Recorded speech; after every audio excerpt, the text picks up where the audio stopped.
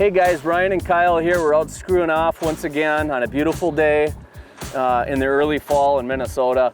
We actually started fishing this little lake today before we had the big camera out. We're gonna do a little vlog, but we poked some nice bass, a couple pike, just flipping around and throwing a frog. So now we're gonna roll hot on a little bit better quality audio for you and see if we can't actually put a pattern together. But this is kind of a classic fall transition piece for northern grass lakes, and this applies to anywhere in the United States in the northern part of the country. Different than the southern part with the reservoir systems, as these are natural grass lakes, but same principle applies. You get a migration of fish, or you get a movement of fish from a summer pattern starting to transition into a cooler water pattern. The bait fish are repositioning.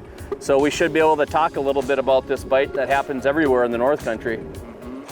Take a look in front of me here. It's pretty easy to see there's a nice point, and that's a starting point on a lot of grass lakes, because these lakes oftentimes don't have offshore structure. They have a shoreline. That's your habitat, and it's fringed in weeds the entire thing. Points are pretty much a collection point for fish, and that's a key area we'll look for.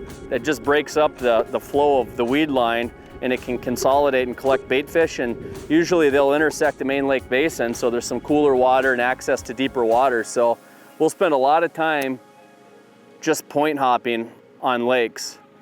What we start to see in the fall is fish will start to bunch up a little bit more. Fish that were up randomly scattered along weed lines and up in the choked out shallows and the wild rice and the lily pads will start to move to the outer edge of the weed line, and then points are natural collection points. There we go. Come for it. Move to the front. That was nice. I saw him blow up in there and went ahead to try and make another. Oh, I got your line, Ryan. I think I'm just gonna flip them. There we go.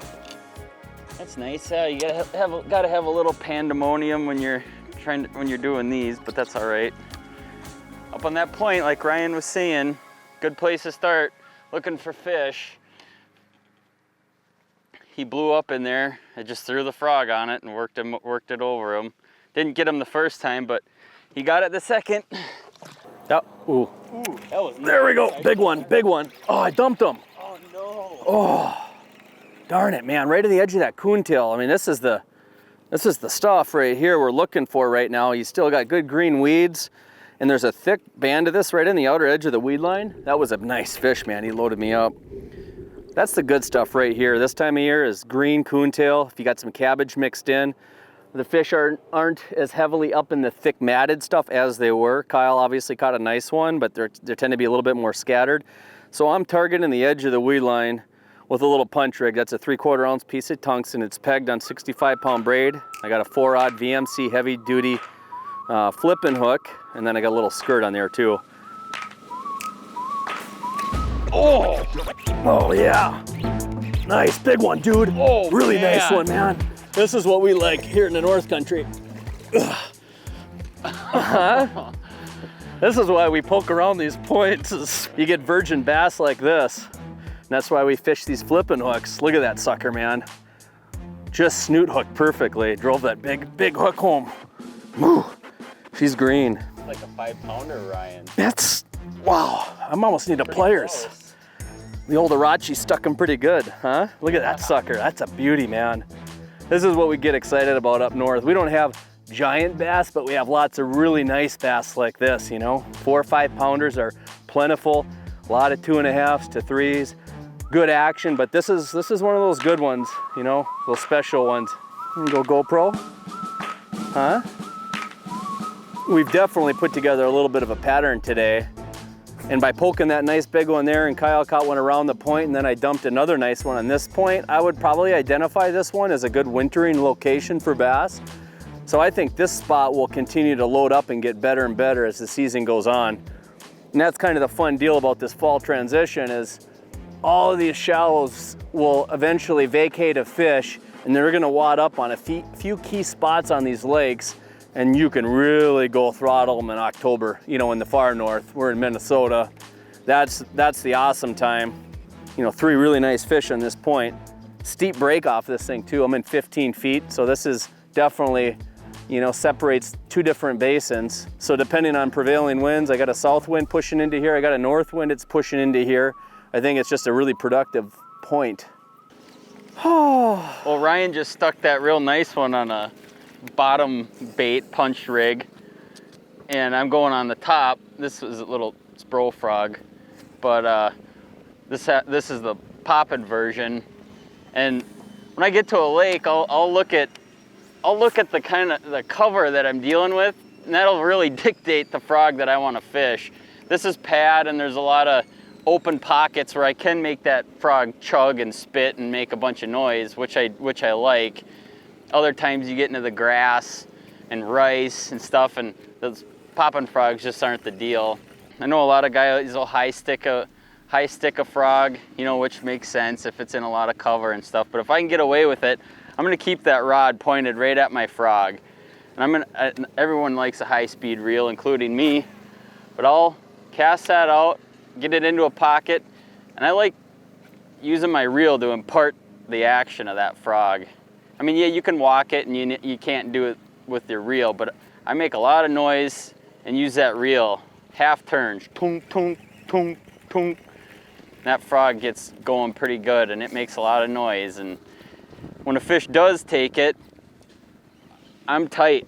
As soon as he's gone with that frog and I can feel him, I got contact with that bait, and if he grabs it, I'm easing back and turning, and the whole thing is loaded up. That last point was a big point that actually intersected the lake. But down here, those are subtle points, and those can be equally productive too, and that might be all you have on a lake. A lot of these lakes in the North Country are just circles, or they don't have a whole lot of shoreline contour, so the weed line makes the edge, you know, there's a little bit of shelf. So I got a point right there, there's some bulrushes on the tip, that indicates a hard bottom. There's some wild rice and pads, and then it dips back in. That inside pocket can be productive, and then it comes out in another point. It's not that those vast stretches of just, you know, shoreline aren't productive or don't have good fish, they do, but it's hard for you to find them.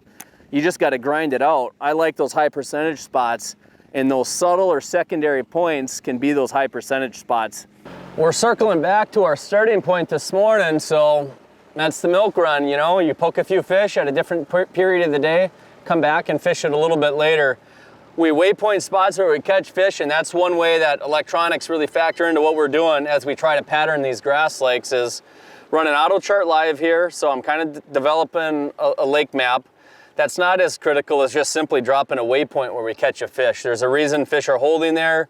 Waypoint it, come back, try to learn a little bit more about it. And if you do look at that spot, kind of interesting, deep water cuts in really tight, just on the other side of that emergent weed up there. So we caught 2 fish there this morning. We have a waypoint on it. We're gonna go back and try to poke another one.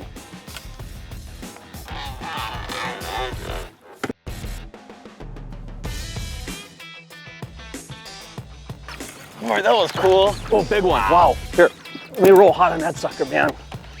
There's another big one. Boy, you come up with the whole house too. Nice one. Boy, I gotta open up. I can't even see that frog. Look at this son of a gun. Oh, oh, I'm gonna get this grass out of the boat. Ryan likes a clean boat. But, oh boy, look at that. You gotta love when they suck in a frog like that on top. At least I do. Look at that. Can't even see it. Oh gosh. They're starting to, Ryan, I think you're right. These points are definitely what you want to target right now. Like he was saying too, you come back here and, geez, a month or something, and there could be a load of these fish on one of these points. They all get together and they hang out, and you can go jack some jaws.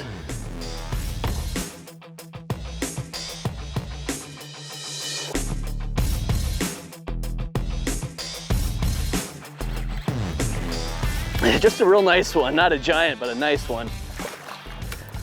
Just switched up to made a little switch to a 10-inch worm. I'm gonna go ahead and, when you hit these guys, go ahead and drop the shallow water anchor with the hope that there's more.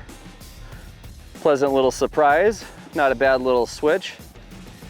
Just before this guy here, I threw that punch rig up there and I was at a funky angle with this wind. The line was bowed and I was on my weak side and he dropped it right away. And because the wind isn't very favorable right here right now, I just switched over to a bait that they'll bite and they'll hold on to. You know, that's a 10-inch power worm. Get a lot of life out of it. Bite the head off and just re-thread it on. And I got that rigged on a Berkeley Fusion 5-odd offset, you know, wide gap with a 1/2 ounce piece of tungsten and pegs. So it's just kind of been my little follow-up presentation to this flipping rig today. And it's caught some fish, so it's fun.